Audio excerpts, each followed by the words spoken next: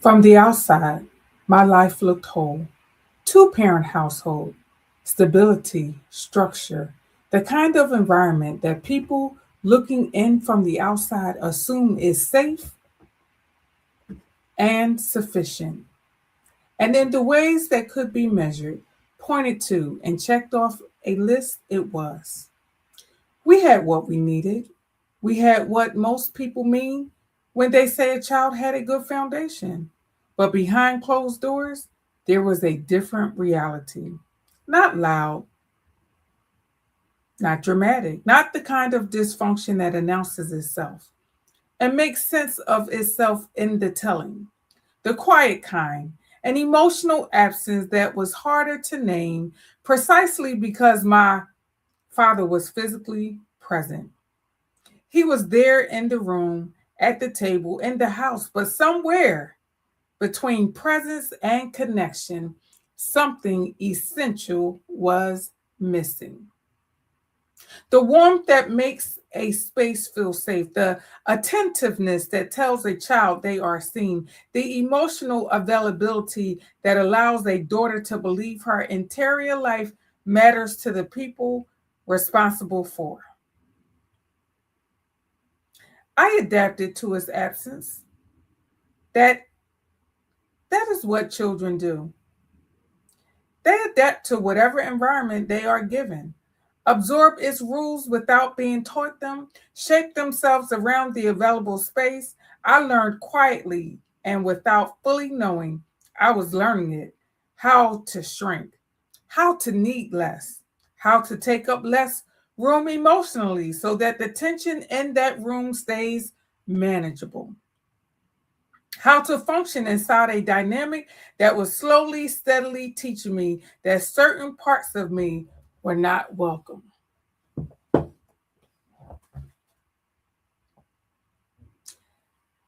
I want to know, I want to know how this is sitting with you. How how how is this sitting with you based on how you grew up? Now, many of us were very fortunate to have a loving two-parent or even one-parent household. But then there are those that are like Briah. And I want to know, as you heard me read that story, what showed up for you? What is showing up for you? When you think about what was present, what was absent, when you think about who was physically present and who was mentally checked out,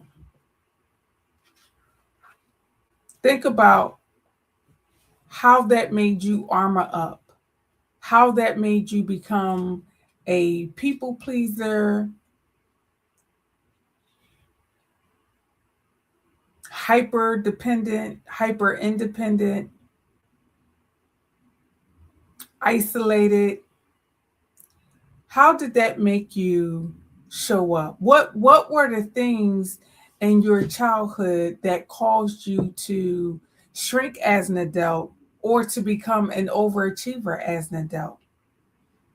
There are so many things that happen that we don't necessarily take an opportunity to pause and then to reflect. So here are some questions for you. Bria speaks about the weight of being the example, knowing that her nieces are watching, who is watching you, who named or unnamed is taking their cues about what is possible from how you live your life. Now, for those of you that are just joining, I am reading a story from my Breathe Again Volume 2 edition. Breathe Again Volume 2 edition. You definitely want to get the story. Go to OmazingYou.com. I didn't read the whole story because I want you to get the whole story by purchasing the book. But more importantly, I want you to think about your life. I want you to think about how the way in which you've lived your life, how it has impacted the those around you, how it is impacting the people that are in your proximity right now. A lot of times we don't even take time to notice how we are living. And I want to go a little further and say this. A lot of times I say to my clients, I want you to think about where you are right now. I am 48 right now, and I am oftentimes thinking about who I'm going to be 10 years from now. In 10 years, I'm going to be 58, and I'm always thinking about, will my 58-year-old self be proud of the decisions that my 48-year-old self is making today?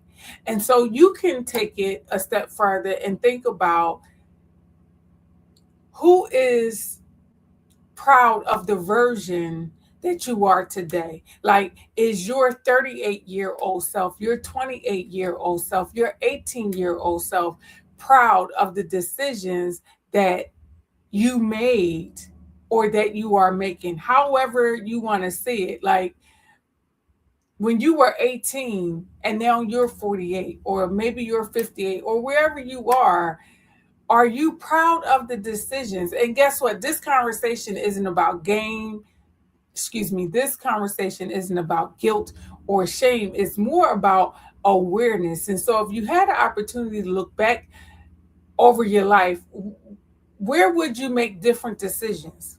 Where would you make different decisions? I know that I definitely would have made different decisions at 16. However, God has a way of working all things together for our good. And so at 16, I was able to give birth to a beautiful baby girl. While at 16, I didn't understand it, because at 16, I was a child myself. And at 16, I was definitely looking for love in all the wrong places, which resulted in me having a child at 16. However, it shaped me in ways that I cannot even articulate. And so I've grown and I've matured as a result of being a teenage mom. It made me responsible, and it matured me in ways in which at 48, I'm so conscious about the decisions that I make today, because I'm conscious that 58 is around the corner if God allows me to live that long. And so I have to be responsible in what I choose to believe and how I choose to show up, because how we choose to believe and show up, it shows up in how we show up, right? So I can not be a good steward over my body and have aches and pains and sickness and disease because I was not a good steward over this temple at 48. I learned very early, because so many things I experienced in my 20s, in my 30s, that I began course correcting, and I began saying, you know what? No, I need to make some changes right now, because I do want to be healthy at 58. I don't want to be living on any type of supplements or hooked up to a machine that would have to aid in my breathing. While I can't control all the parts of my life, the things that I can control, I'm making a conscious decision to control, right? And so what that looks like for me, and what that may look like for you, is unlearning some things brought on by the childhood that we couldn't control. Many of us, if you're like me, I didn't grow up with a mother and a father per se. While I have a mother and father, that I was not raised by my mother and father.